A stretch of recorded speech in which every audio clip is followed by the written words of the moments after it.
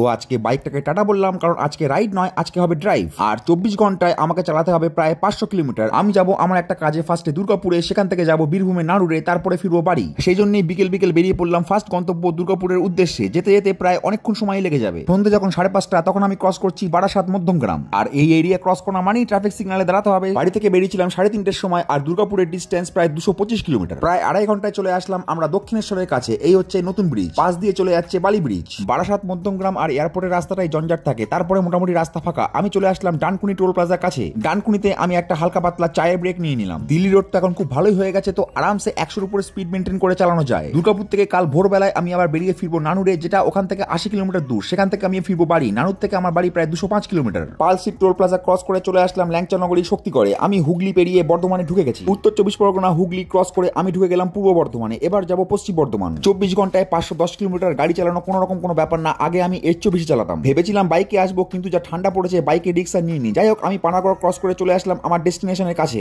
তো চলো, দেখা হবে কোনোদিন নতুন একটা ভিডিওতে। সবাইকে এখনকার মতো টাটা।